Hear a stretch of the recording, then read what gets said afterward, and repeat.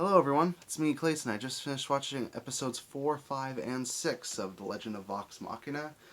And as I've stated that the second season has gotten a bit darker than the last one, this series of episodes continues that fact.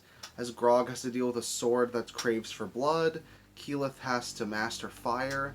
In the same episode where Korra's voice actress gets to play her mother, and Vex gets to have the first vestige by essentially having loyalty to a goddess of death.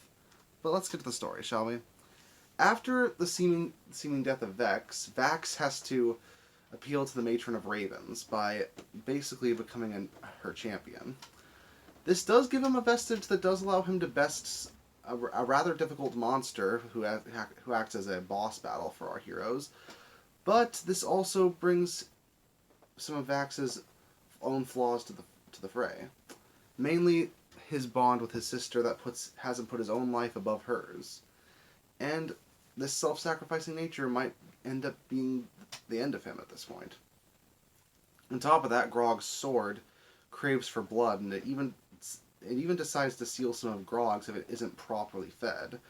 So Grog has to keep this a secret from everybody, while he also tries to feed this sword, who seems utterly insatiable. And considering that Grog was mostly a comic relief character for most of the first season, it's nice to see him actually get some development here and actually delve into some of his flaws that aren't his utter stupidity. But also showing that his own loyalty to his friends and his complete fear of this thing could be his own detriment. On top of that, the action here is just as fun as ever, whether we see Vax taking on a huge monster in a dungeon, or Keyleth literally learning to walk through fire.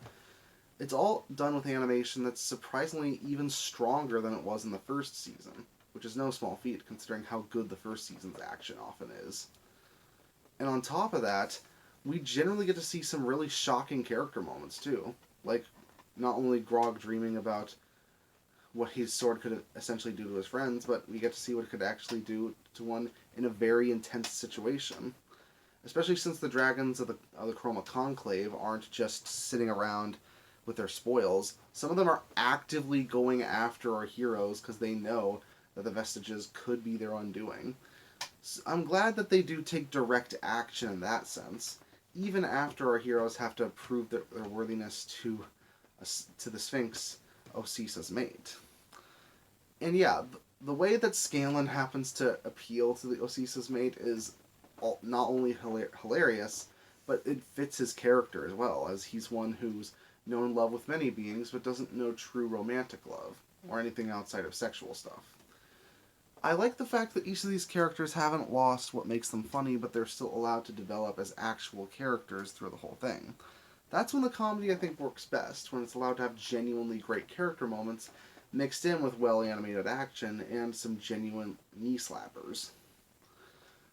It's my favorite kind of comedy, and it's working so far halfway through this season. And again, while Percy was the main focus for the first season, here we have focus on Vax, we have focus on Keyleth, we have focus on Scanlan, we have focus on Grog. It feels like most of the characters have some kind of arc that they're going through, and most of them are really interesting. Or at the very least, it pushes these characters to levels that we didn't expect them to reach before. And while they do get new weapons and armor and such, it's more the character dynamics and the way our group works with each other as people that really gets me into the show. Not bad for a show that was based on a bunch of live streams of D&D and different popular voice actors, now is it? So let's see how the second half of the season goes. See you next time.